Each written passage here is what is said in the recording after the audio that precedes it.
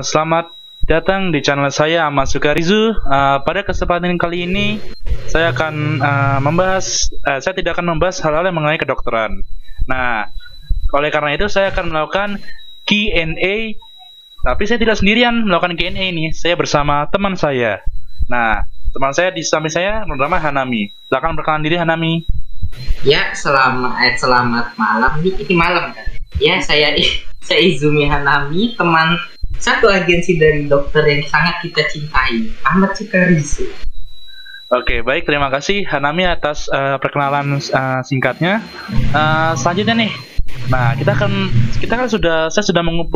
saya bersama Hanami sudah mengumpulkan pertanyaan-pertanyaan yang sekiranya dapat saya jawab, karena saya ingin konten yang saya buat ini tidak terlalu tegang tentang kedokteran terus, tapi kita bisa lah tanya jawab seperti itu. Baik, Hanami, kita bisa memulai dengan pertanyaan yang paling pertama. Pakai pertanyaan pertama tidak penting, jadi kita skip saja. Tidak apa-apa, daripada yang nanya tidak. Oh ya sudah. Nanya tidak. Selamat siang Rizu, apakah bisa saya bantu? Ini malam dan tidak ada yang bisa kamu bantu. Ya, terima kasih. Dah skip. Oke, skip. Pertanyaan nomor 2. Ini harus dijawab serius. Anda jangan ngasal. Ntar diserang. Tim bubur diaduk atau enggak diaduk? Saya dikocok saya. Saya tim bubur dikocok. Nampaknya ini sekte baru ya. Oke. Iya, sekte baru. Saya menggunakan botol Minute Maid Pulpy Orange untuk membuat kocokan di bubur tersebut. Terutama saya juga menyukai bubur ayam ya. Saya tidak menyukai bubur sapi. Iya loh. Gue juga nggak suka bubur ayam. Oke. Enak bubur ayam. Baik, selanjutnya. Oke, pertanyaan ketiga. Apa akibat jika menahan BAB terlalu lama? Apakah akibat menahan BAB terlalu lama? Oh, iya. Ini pasti orangnya kalau nggak wibu, nolep, males. Iya, seperti Anda. Iya, seperti kita berdua. Nah, enggak, saya emang enggak sih, Anda saja. Nah, kenapa sih kita nggak boleh nahan lama-lama? Kenapa? Karena hal ini dapat menimbulkan bahaya. Nah, bahayanya itu apa? Yaitu ada sembelit, sakit perut, pengerasan feses, dan lain-lain.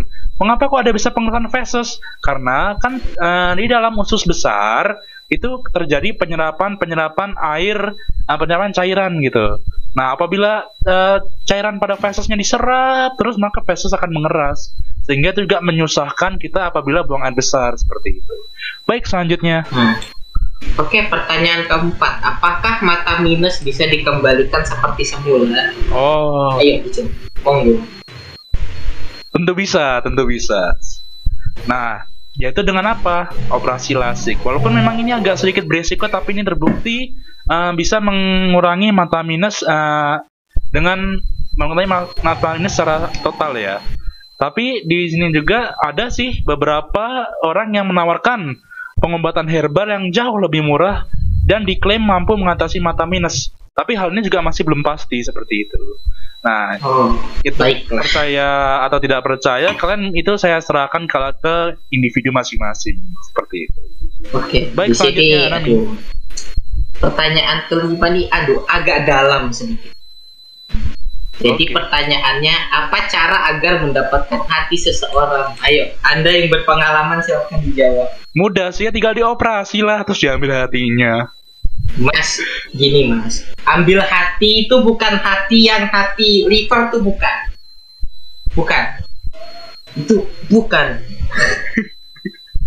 Oh. Perasaan, maksudnya, ya itu pokoknya. Perasaan. Oh, yowis. Aku akan membahasnya agak dalam, nggak apa-apa kan ya, Hanami ya? Ya, nggak apa-apa. Nah, saya siapkan popcorn dulu, sabar. Oke. Ngambil popcorn dia beneran. Nah, pertama sih untuk mendapatkan hati seseorang itu bukanlah sebuah alasan ingin coba-coba gitu. Ingin coba-coba untuk pengen pacaran dulu, nggak gitu. Tapi mendapatkan hati seseorang itu kita harus memastikan diri kita tuh siap. Nah, gimana sih untuk mempersiapkannya itu? Kita dulu pastikan dulu diri kita nih kita nih apa sih, siapa kok kita bisa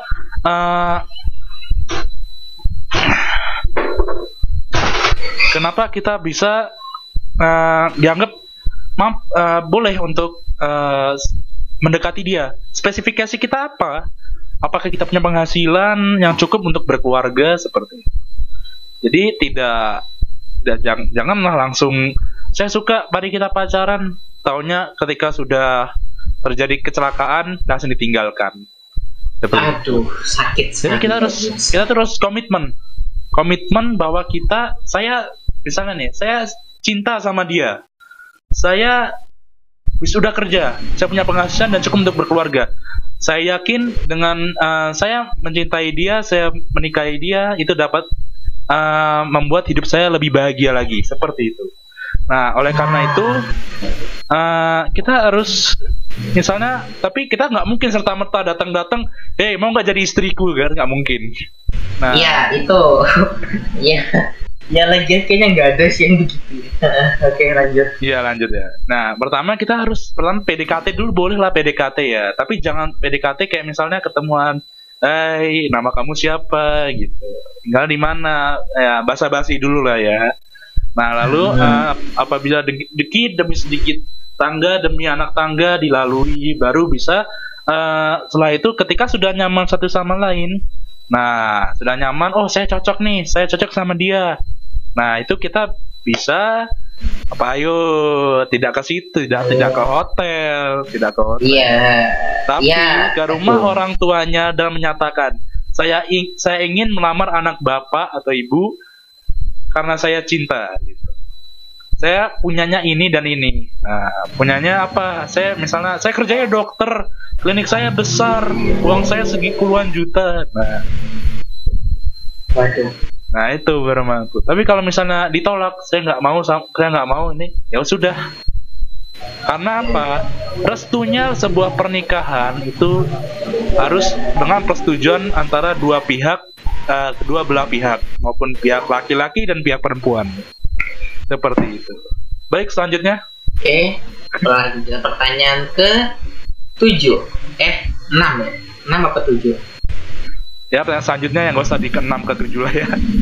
Ya udahlah ya. Kenapa orang suka menarik rambut saat lagi emosi?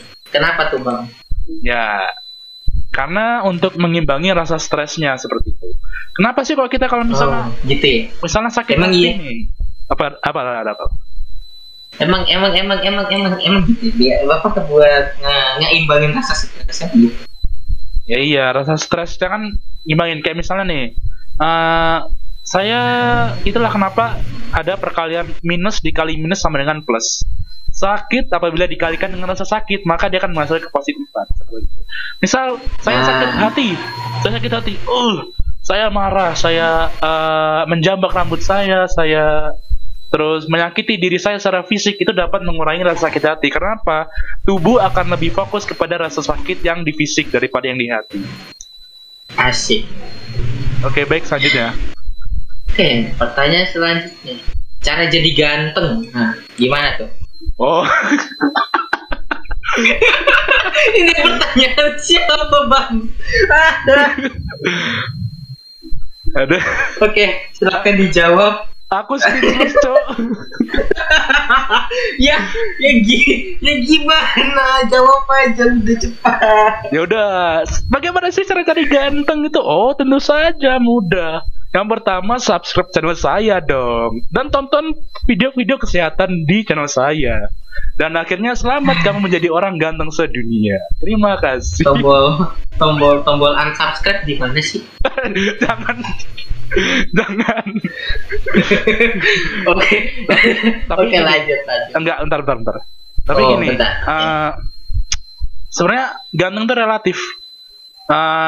Pasti mak kamu bilang kalau kamu itu adalah orang yang ganteng apabila kamu laki-laki ya. Nah, pasti ganteng. Gak mungkin Hanami lahir ke dunia misalnya dibilang kamu jelek, nak. Nggak mungkin nanti. Ya, bisa jadi. Pasti dibilang ada kan tidak tahu. Ya wes, nah, jadilah diri sendiri gitu. Walaupun Tapi memang biasanya kita berdua tidak secantik opa-opa Korea, tapi pastilah ada yang paham sih. Ya, hubungi Anami hubungi Anami bila ingin mencari jodoh. Terima kasih. ya, tapi ya, makasih. Ya, apa tadi? Oke. Oke, lanjut. Oke, di sini tips diet ayo. Tips diet. Oh. Iya.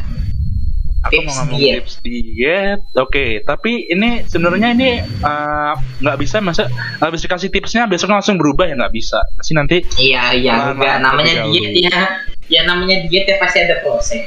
Iyalah, berproses. Nah, pertama apa? Kurangi konsumsi lemak jahat dan tau nggak sih lemak jahat? Lemak jahat adalah LDL, low density fat, LDL dan HDL. Yang mana sih yang baik? Yang baik ya HDL gitu. Oke. Jadi yang pertama itu kurangi konsumsi lemak jahat. Nah, itu adalah kita mengurangi makan makanan yang berminyak. Nah, makan yang berminyak tuh seperti apa sih? Ayam KFC. Nah, jangan sebut merek, kita nggak di-endorse. Oh iya, sorry, maaf, disensor aja ntar ya. Serta kita juga harus rajin berolahraga. Seperti itu. Selanjutnya kita kenapa sih rajin berolahraga? Iya, kalau kita kurangi makan terus ternyata tidak rajin berolahraga, ya buat apa? Energinya numpuk terus seperti itu. Nah, lalu selanjutnya gimana sih? Selanjutnya tuh selain rajin berolahraga apa aja? Nah, saya sebelumnya kan pernah membahas tuh sistem isi piringku dari Kemenkes. Nah, itu tentang perbaikan gizi. Nah, kita memperbaiki gizi itu dengan cara menyesuaikan antara karbohidrat, antara misalnya ini ya makanan pokok seperti nasi, kentang, ubi, singkong. Lalu ada kita juga menyesuaikan lauk pauknya, sayur-sayurannya ya, sayurnya, buahnya gitu. Serta kita juga menyesuaikan yang namanya itu lauk pauk. Siapa sih yang kenal lauk pauk? Nah, pasti kan tempe, tahu, terus udang, itu semua lauk ya kan ya. Nah, selanjutnya kita juga harus memastikan perminyakan. Jadi kita kan kalau makan minyak tuh cukup kurangi, banyak kita juga butuh minyak untuk goreng, tapi jangan terlalu banyak. Nah, metode apa sih yang bisa menghasilkan terlalu banyak minyak? Metode deep fry seperti itu. Nah, terus juga gulanya dan garamnya juga diatur. Kenapa? Karena dalam supaya kita tidak mengalami overdosis dari gula garam tersebut seperti itu. Ini Hanami kenapa nanya ke atas? Oke, baik. Nah, bisa ditonton videonya, bisa ditonton di ini ya, di channel Mas Sukarizu yang judulnya tentang tentang pengaturan makanan itu seperti itu. Lalu juga kita harus selalu memeriksakan diri setiap bulan ya ke fasilitas kesehatan terdekat, apa itu puskesmas, rumah sakit, praktik dokter, klinik dan lain-lain. Baik, selesai. Apa ada yang mau dikomentari Hanami? Otak saya lagi not responding jadi nggak ada. Oke, pertanyaan selanjutnya. Oke, pertanyaan selanjutnya, setelah vaksin itu boleh nggak kira-kira kita tuh makan atau minum tuh kayak kopi, teh, es atau soda gitu, boleh? Oh, kita ini aja ya. Sebenarnya sih ada yang ngomong boleh, ada yang ngomong nggak boleh. Tapi lebih baik kita konsumsi dulu yang makanan yang menambah imunitas kita terlebih dahulu gitu. Jadi supaya kita nggak tiba-tiba mengalami kolaps, kayak mengalami komplikasi setelah vaksin gitu. Jadi kita harus makan makanan yang bergizi terlebih dahulu seperti itu. Jadi tidak serta-merta langsung diberikan makan dan minuman yang menurutnya kurang sehat sih, seperti itu. Oke, selanjutnya. Oke, pertanyaan selanjutnya, cara mendekati seseorang. Aduh. Ya, kok jalan lah ke deket dia kan? Kok jalan ke deket dia? Itu deket ke? Iya sih, nggak salah tapi nggak bener juga.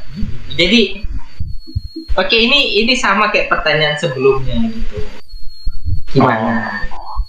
Jadi kita kalau pertanyaan sebelumnya kan hanya udah sampai ke jenjang pernikahan, tapi ini baru sampai ke PDKT dulu ya kan ya? Ya, harusnya sih begitu. Oke, jadi gini, sebelum saya memberikan tips, saya ingin memberikan disclaimer, peringatan dulu ya mungkin ya. Nah, itu dalam hal membahas seperti percintaan atau hal kayak gini itu lebih baik kalian berpikir dulu 2 kali gitu sebelum melakukannya, seperti itu. Karena Ntar kayak Rizul lagi tuh kesian. Jangan buka kartu lah. Oke, lanjut. Nah, itu pertama kita sabar. Nah, kita untuk mendekati seseorang itu kita tuh harus dikenal dulu siapa sih orang itu. Jangan tiba-tiba deket-deket taunya anak kepala preman, kan nggak lucu. Anak yang megang pasar. Iya. Nah, kalau misalnya cocok nih, misalnya aku suka sama dia anaknya rajin, suka belajar, nilainya bagus, aku mau dong pacaran sama dia supaya aku juga bisa belajar dan menggapai cita-citaku. Nah, itu adalah motivasi yang bagus. Nah, motivasi yang nggak bagus itu bagaimana? Aku mau nah itu dia. Iya, itu sensornya keren sekali ya. Manual. Oke, bagus. Nah, maka setelah tahu, akhirnya kita ini melakukan obrolan ringan. Hai, nama kamu siapa? Kamu tinggalnya di mana? Gitu. Walaupun kayak anak SD tapi nggak apa-apa, cobalah deket. Kamu nggak aku anterin. Apa? Walaupun kayak anak SD. Gitu ya. Enggak. Anak SD. Enggak. Meskipun terlihat kayak anak SD perkenalannya. Halo, siapa nama kamu? Kamu tinggal di mana? Ini. Oke. Kirain kau ngedeketin anak SD predator anak dasar. Cok. Sumpah, ban gue keplak ya. Sudah lagi, gak usah gitulah. Aku malu. Gak apa-apa, malu, gak apa-apa. Udah lanjut. Nah, apabila ngobrol nih, ternyata dia merasa nggak nyaman sih sama sikap kita, terus mulai menjauh, ya wis, kamu nggak punya kesempatan, makanya ganteng. Ya, sama kayak ada tuh orang tuh kasihan banget sih. Iya, kasihan banget ya orangnya. Makanya, aduh, udah tinggal nikah tuh, aduh. Iya, Cok, jualan pop es gitu. Kasihan ya, Aduh, udah goblok. Aduh.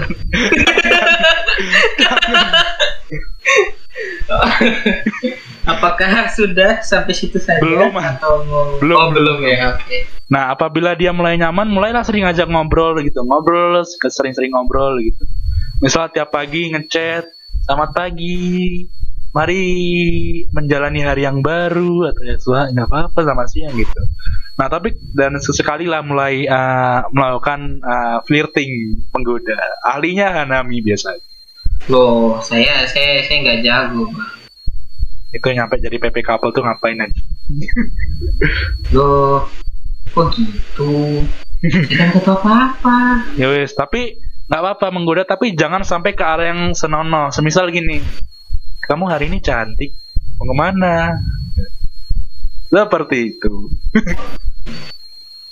Nah, apabila sudah mulai deket nih, udah mulai suka. Nah, 2 kondisi. Apabila kamu masih belum punya penghasilan, tahan dulu. Tapi kalau udah punya, yang seperti saya jelaskan tadi, ya langsung saja gas ke pelaminan. Oke, baik. Hanami, soal selanjutnya. Pertanyaan selanjutnya, apa itu pericardial effusion dan apa yang menyebabkannya? Ayo. Ini aku jawab simpel aja ya. Yaitu kan pericardial effusion atau efusi perikardial itu merupakan penumpukan cairan di selaput pembungkus jantung atau perikardium. Biasanya ini kan terjadi karena akibat cedera pada bagian dada dan jantung atau akibat penyakit tertentu. Misal ada setelah habis kecelakaan gitu. Nah, ternyata karena daerah yang dekat-dekat jantung. Nah, itu kan bisa jantungnya mengalami luka sehingga dia akan otomatis terbentuklah pericardial effusion seperti itu. Baik, lanjut. Udah, lanjut ya. Astagfirullahaladzim. Pertanyaan. Oke, pertanyaan selanjutnya, kenapa aku ganteng? Nah, ayo jawab. Gue yang nanya, gue. Itu gue yang nanya.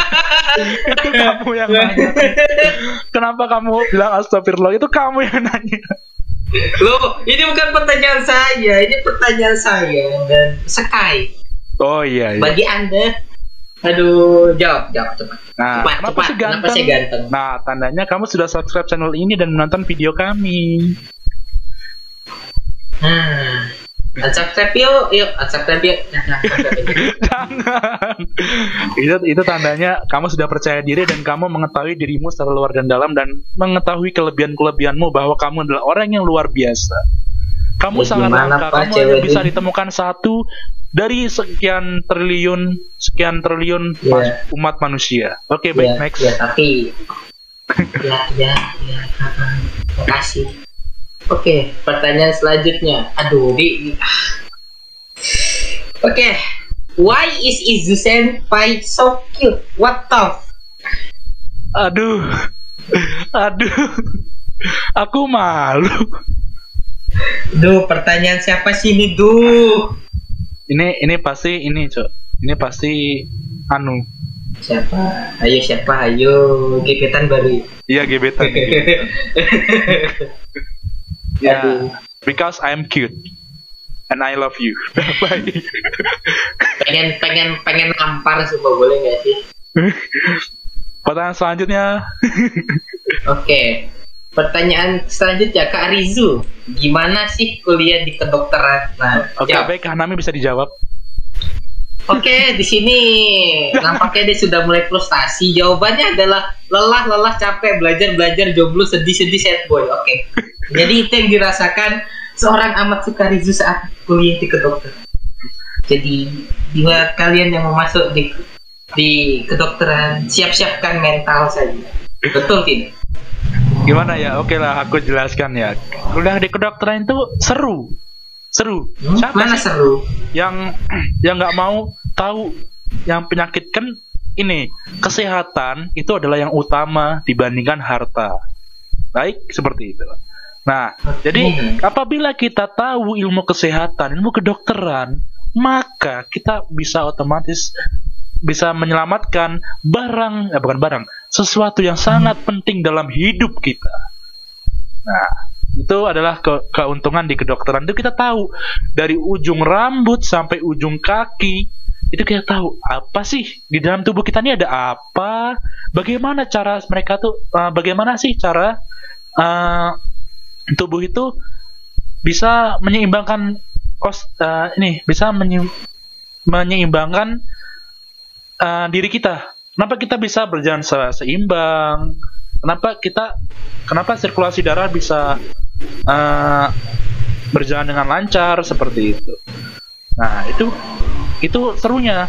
Kita membahas juga di yang namanya adalah fisiologi, anatomi, histologi, patologi, imunologi, parasitologi, farmakologi, iya terus ilmu kedokteran anak, terus ada ilmu penyakit dalam dan masih banyak lagi ya, tentunya dengan materi-materi yang sangat seru. Nah, di kedokteran kita juga bisa mendapatkan ilmu-ilmu tentang penyakit klinis. Kita bisa memeriksakan kondisi, misalnya aku adalah mahasiswa kedokteran, dan aku bisa mengecek misalnya ada siapa nih yang sakit, ada anggota keluargaku yang sakit, aku periksa. Nah, aku bisa sedikit memberikan diagnosis walaupun diagnosisnya tidak sah. Dan di kedokteran juga kita juga akan belajar yang namanya clinical skill lab. Apa sih clinical skill lab itu, Rizu? Aku nggak tahu apa. Nah, clinical skill lab itu adalah sebuah mata kuliah di mana kita akan mempraktekkan seolah-olah kita adalah dokter. Kita akan mempraktekkan dari pemeriksaan tanda-tanda vital, anamnesis, pemeriksaan ginekologi, terus anamnesis banyak, ada anamnesis penyakit kayak ini, tropical infectious disease, penyakit endokrin metabolik, dan banyak lagi sampai kita menjadi dokter yang sukses. Itu memang terlihat indah, tapi ada harga yang harus dibayar. Harga yang dibayar apa? Rasa lelah, capek, belajar, sedih, sad boy, dan jomblo. Kenapa sih kok bisa semua itu? Pertama, lelah. Kenapa? Setiap hari beban di mahasiswa kedokteran ini jujur berat sekali. Kita lelah. Karena apa? Karena tiap hari kita harus banyak menghafal, belajar, dan harus rajin membaca buku. Apabila memang tidak rajin membaca buku, maka itu merupakan siksaan bagi dia. Tapi apabila rajin, itu mungkin sedikit kemudahan, tapi juga akan terasa lelah. Emang siapa sih nggak lelah baca buku seharian seperti itu? Nah, kita tuh juga memang dituntut belajar. Kenapa? Di belajar itu supaya ingat tentang ilmunya, tentang yang telah kita pelajari gitu. Terus kenapa kok selain itu ada ini jomblo? Iya, kenapa? Karena ya mahasiswa kedokteran itu rata-rata sibuk, nggak sempat ngurusin masalah kayak gituan. Tapi tidak menutup kemungkinan kan kalau mau cari jodoh di kedokteran juga bisa, nggak apa-apa. Wah, main pacaran dulu nih waktu di kuliah nggak apa-apa. Asalkan jangan mengganggu urusan perkuliahan. Jangan gara-gara pacaran nilai kalian jadi DC, DCE, nggak lulus, ngulang gitu terus. Janganlah seperti itu. Lama-lama di DO gitu. Nah, sedihnya kenapa? Di kedokteran ini kalau misalnya kita tidak bisa mengimbangi ilmu kita, tidak bisa mengimbangi mata kuliah yang disediakan, maka kita akan maaf, batuk. keselak batu. Maka kita akan pasti merasa bersedih dan sad boy gitu. Oke, baik. Nah, tapi saya lupa di kedokteran juga ada yang namanya tutorial, di mana kita bisa belajar bersama dan ada dosen yang menjadi pengawasnya seperti itu. Oke. Selanjutnya. Pertanyaan selanjutnya, Kak minta ID PUBG-nya dong. Aduh, kasihlah, kesian. Kasih aja, kesian nih. Anami duluan deh. Hah? Kok saya? Kan yang ditanya Anda. Oh ya, sabar. Saya matiin ini bentar. Ada something bro. Dia matiin apa itu? Oke, maaf atas gangguannya tadi. Kak minta ID PUBG-nya dong. Oh, tenang. Saya akan kasih ID PUBG-nya nanti di komentar ya, yang di pin. Iya. Oke. Anami mau ngedrop juga nggak? Siapa tahu kan? Ya nanti. Oke. Lanjut. Oke, pertanyaan selanjutnya, Kak Rizu, gimana kehidupan di agensi Nozomi Talent? Kalau ini biar saya yang jawab. Oke. Jadi kehidupan di agensi Nozomi Talent itu sangat luar biasa indah, tentram, damai sekali. Sampai suatu ketika Rizu join, aduh, parah sih. Parah sih aku kayak orang yang bikin rusuh. Parah sih. Aduh. Udah kelam. Lanjut. Enggak. Jadi ini. Saya akan menjelaskan beberapa hal-hal yang di Nozomi Talent. Dan juga yang saya alami itu pasti juga Hanami alami karena kami satu agensi. Ada banyak cerita di agensi. Dari yang mulai awal-awal join, ada yang masuknya secara ilegal sehingga dikeluarkan. Ada yang sudah keterima tapi keluar secara diam-diam. Ya kan, Hanami? Iya, kita tidak menyebut siapa ya, tapi kita hanya menyebut ceritanya. Kita nggak nyebut merek loh, kita nggak nyebut merek. Di agensi ini kami itu sangat bahagia, sangat bahagia, luar biasa bahagia. Iya. Saya sampai terharu. Sampai Hanami pun menitikkan air mata.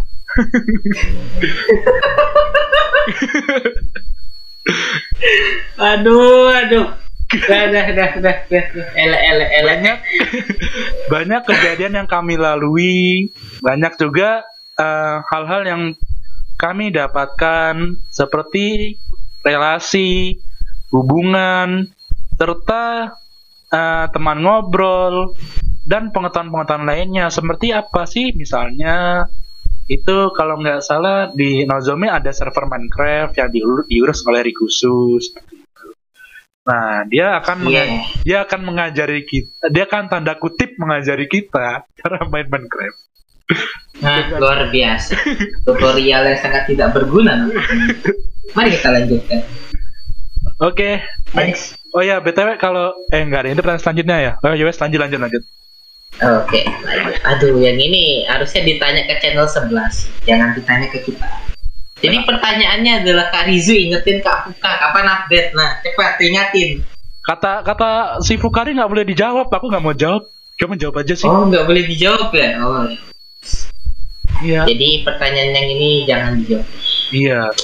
BTW si Fukari itu imut loh. Kalian subscribe deh. Imut-imut loh gitu? Dia. Ayo subscribe sama Fukari. Diem masih. Jangan bakar. tapi hati-hati dicaplok lumba-lumba. Udah. Lanjut. Lanjut saja. Jadi pertanyaan selanjutnya, Kak, saya ke IG Kak Rizu itu ada part-nya Kak Rizu sama Sana. Itu hubungan Kak Rizu sama Sana gimana ya? Dijawab. Monggo. Aku malu jawabnya, gimana aku menyebutnya. Dijawab saja lah. Kalian itu pacaran, teman dekat, atau gimana? Hubungan kami itu adalah senpai dan kouhai. Tentu saja. Karena gitu hubungan kami juga dekat juga sih, karena juga satu agensi seperti itu. Tapi bukan tandanya aku menghalangi kalian untuk nge-sim sama si Sana. Kalian silahkan saja nge-sim gitu, tidak masalah seperti itu. Kami semua yang di agensi merupakan teman dekat satu sama lain gitu. Kami saling mengenal satu sama lain, walaupun memang ada beberapa member yang enggan untuk bersosialisasi bersama kami, tapi kami yakin kami semua adalah teman baik seperti itu. Baiklah. Oke, silakan lanjut ya. Lanjut.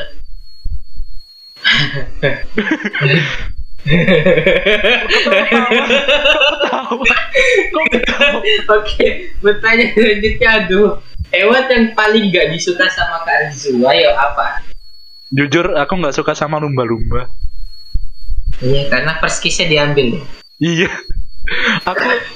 Oke, jadi aku dulu waktu kecil tuh kan nonton pertunjukan ya, disuruh sama abang-abang pawangnya itu mendekat, nggak taunya disosor mulutku. Sedih sekali. Tapi itu bukan tandanya aku benci sama Rikusu ya, anjing Rikusu. Jadi ya walaupun gak benci, jadi saya di sini hanya ingin bilang untuk saudara Rikusu diharap hati-hati dengan itu. Aku tidak apa-apain. Oke. Udah. Next. Hai guys. Ini gimana bacanya? Kak, kan bosen nih yang niru Gura yaitu VTuber setengah ikan. Ada nggak yang cowok? Jadi nyari VTuber setengah ikan yang cowok. Oh, I see ya. Coba. Nah, jawab. Jawab nggak ya? Ada sih. Itu loh yang nyolong perskis Anda itu. Oh, itu jenisnya itu. Nah. Oh, itu jenisnya. Ada sih. Aku punya teman. Namanya. Wow, teman. Wow. Oke. Itu saya dengar suara notifikasi lain loh. Aduh. Maaf. Nanti aku cut. Oke, jadi yang kita cari adalah VTuber setengah ikan cowok. Ada, tentu saja teman saya yang bernama Ito Rikusu. Dia nih suka bermain Minecraft bersama teman-teman seperti Hanami, Fukari, dan lain-lain. Hanya saja saya tidak main Minecraft ya, karena bisa dibilang HP saya tidak kuat. HP gak kuat ya? Main Genshin kok bisa, Mas? Oh iya, maksudnya mohon dijelaskan ya, mohon. Penyimpanan saya yang gak kuat seperti itu. Makanya, aduh, Aduh. gantilah HP, ganti. Beliin, Kasihan. beliin. Makanya kalian subscribe terus nonton ini dan like sebaik-banyaknya supaya saya bisa beli HP. Duh, kalau gitu saya juga lah, jangan lupa ya subscribe channel gue juga. Link ada di deskripsi. Ya, nanti saya taruh si Hanami yang pengennya. Iya, awas aja nggak ada, awas aja gue report gitu. Oke, selanjutnya ada nggak? Nampaknya pertanyaannya sudah habis. Jadi ya Sudah mungkin habis. sampai sini aja ya udah habis. Oke, baik, terima kasih. Ya nggak usah gitu. Ya nggak usah gitu. Nggak usah gitu. Aku meregangkan badan sebentar loh. Ada. Nonton video ini gratis desain Hanami. Aduh, enggak. Aduh, udahlah. Oke, sabar. Sabar bentar ya. Oke, baik. Oke, terima kasih para penonton-penonton. Mungkin kali ini agak lama ya karena Q&A. Nah, Iya. saya juga sangat berterima kasih dengan para atasan Nozomi Talent yang telah memberikan saya kesempatan untuk bergabung dengan agensi Nozomi Talent ID. Saya berterima kasih kepada teman-teman saya termasuk Hanami karena telah mensupport saya untuk terus berkonten dan berkarya. Saya juga sangat berterima kasih kepada para subscriber dan viewer saya karena telah menyempatkan waktunya untuk menonton video saya. Walaupun memang saya tidak sebagus, saya masih berbasis reality, saya tidak menggunakan live 2D. Ini kita miskin. Silahkan kalau mau donasi, link ada di deskripsi. Semua aja taruh di deskripsi. Ya sudah. Ya sudah ya. Kami sangat berterima kasih seperti itu. Telah memberikan dukungan serta memberikan kami semangat untuk terus berkarya. Jangan lupa untuk memfollow beberapa akun media sosial kami, maupun itu akun Nozomi Talent, akun Amasukarizu, Hanami dan yang lain-lain seperti itu. Baik. Oh iya, saya mau ini ada sneak peek bahwasannya Amasukarizu akan mencoba untuk mengcover lagu nanti untuk akhir tahun. Doakan semoga berhasil. Tapi ini masih dalam perencana ya. Tapi jadi project ini tidak yakin berhasil atau enggak. Tapi semoga saja berhasil karena saya sangat mengharapkan adanya kemajuan dari Amasukarizu dan Nozomi Talent. Serta juga saya berharap agar Hanami juga segera membuat kontennya dan segera bersinar seperti saya. Ya, terima kasih. Terima kasih. Oke, baik. Hanami, apa mau menyampaikan pesan-pesan sebelum kita menutupan nih? Aduh, pesan saya sih, ya intinya jangan lupa bernafas. Terima kasih. Oke, terima kasih. Jangan lupa bernafas. Kalau kalian tidak bernafas, kalian tidak bisa subscribe channel saya. Baik, terima kasih semuanya. Arigatou gozaimasu.